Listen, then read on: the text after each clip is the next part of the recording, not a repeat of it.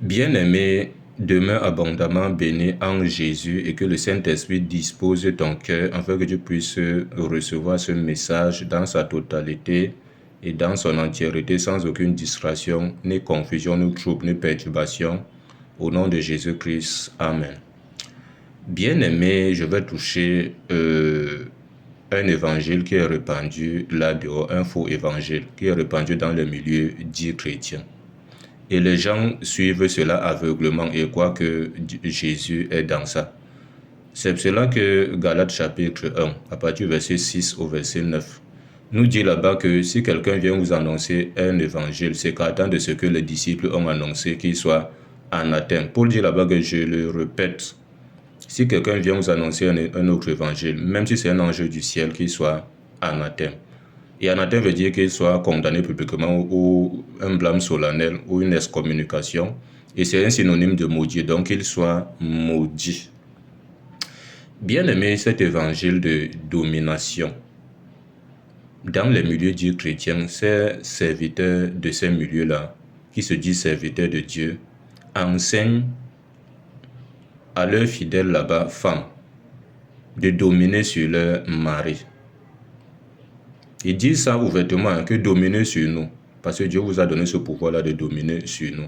Mais curieusement, dans leur propre maison, c'est le contraire. Ils n'acceptent pas que les femmes dominent sur eux, mais eux, ils enseignent aux femmes des autres de dominer sur leur mari. Ce qui est enseigné là est en contradiction totale avec la parole de Dieu. C'est même diabolique, parce que tout ce qui ne vient pas de la parole de Dieu est diabolique. On voit juste une femme ici dans la Bible qui dominait sur son mari, celle qui exerçait l'autorité. Or, c'est à l'homme d'exercer l'autorité, parce que l'autorité est donnée à l'homme, c'est lui qui doit exercer l'autorité, et non la femme. C'est l'homme qui commande, c'est l'homme qui domine sur sa femme, c'est l'homme qui est le chef de sa femme, et non l'inverse. Celle qui faisait ça ici dans la Bible, c'était Jézabel. La femme Jézabel est dominée Achab, le roi d'Israël. Bien aimé, depuis le temps de la loi, on va toucher, du moins depuis la création de l'homme et de la femme, on va voir ici là que Dieu n'a jamais demandé à la femme d'aller dominer sur son mari ou sur l'homme. Ça ne vient pas de Dieu. Dieu n'a jamais dit que la femme est le chef de l'homme. Jamais. Dieu n'a jamais dit que la femme doit exercer l'autorité devant l'homme. Jamais. On va lire à la lumière de la parole de Dieu. Voici ce que Genèse 3, verset 16 dit ici. Ici, l'homme et la femme ayant désobéi à Dieu, Dieu a commencé à donner la sentence à tout un chacun. Ici, il parle à la femme.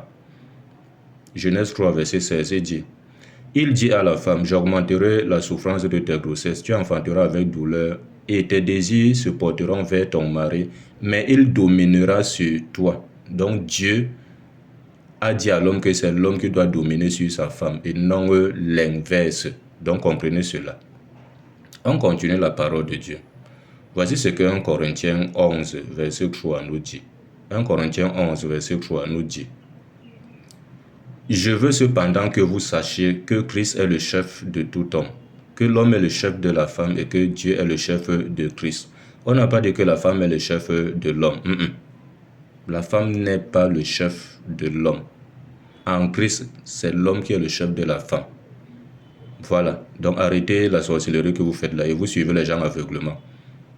Parce que les gens ont pris le titre de serviteur de Dieu, de prophète de Dieu, d'apôtre de Dieu, de docteur de Dieu, d'enseignant de la parole de Dieu. Tout ce qu'ils disent, vous prenez ça pour une parole de l'évangile. Lisez vos Bibles. On vous égare là avec les Bibles en main. C'est pas normal. Voilà. Donc, on continue 1 Timothée 2. Écoutons ce que 1 Timothée chapitre 2 nous dit ici. À partir du verset 11 jusqu'au verset 14 même. Du verset 11 jusqu'au verset 14. 1 Timothée 2. Il dit que la femme écoute l'instruction en silence avec une entière soumission. Donc écoute l'instruction en silence avec une entière soumission. Soumets-toi à cette instruction qui est donnée là qu'on va lire. Il dit, je ne permets pas à la femme d'enseigner ni de prendre de l'autorité sur l'homme, mais elle doit demeurer dans le silence. Donc on dit que la femme ne doit pas prendre, parce qu'on a déjà parlé de l'enseignement que la femme n'enseigne pas et autres. Aujourd'hui, on va toucher de l'autorité. Elle n'exerce pas l'autorité, elle ne prend pas l'autorité sur l'homme. Jamais. Dans les choses de Dieu. Le monde, on sait que le monde est étranger à la vie de Dieu. Le monde est sous la puissance du malin, comme 1 Jean 5, verset 19 le dit. On sait que dans le monde, c'est un fourre-tout.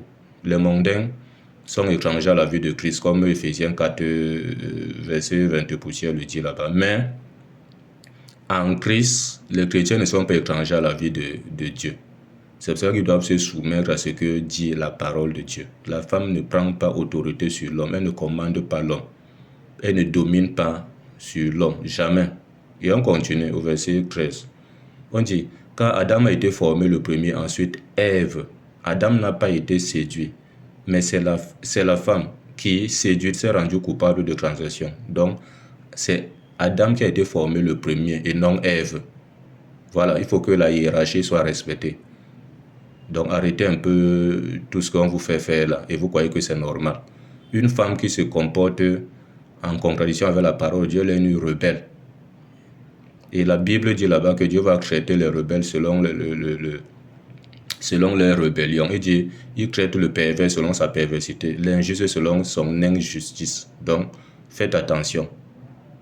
Voilà ce qu'il fallait que nous partageons. Demeurez davantage enracinés et fondés dans la parole de vérité que vous ne cessez de recevoir au travers de véritables serviteurs de Dieu qui sont là pour vous éclairer, afin que vous sortiez de l'ignorance à la connaissance, des ténèbres à la lumière, afin que vous attachiez à la véritable doctrine qui est la doctrine de Christ et non celle des démons. Parce que 2 Jean 1, verset 9 dit là-bas que quiconque va plus loin ne demeure pas dans la doctrine de Christ n'a point Dieu. Celui qui demeure dans cette doctrine a le Père et le Fils. Donc demeurer dans la doctrine de Christ pour avoir le Père et le Fils. Que les deux qui forment un. Voilà. Mais si vous n'êtes pas dans cette doctrine-là, on vous enseigne autre chose et que vous vous accrochez à ça, sachez que vous n'avez pas Christ. Et si vous n'avez donc pas Christ, vous avez quoi? Ou vous avez qui? C'est le démon, c'est Satan, le diable. Ok, dans la paix, au nom de Jésus. Amen.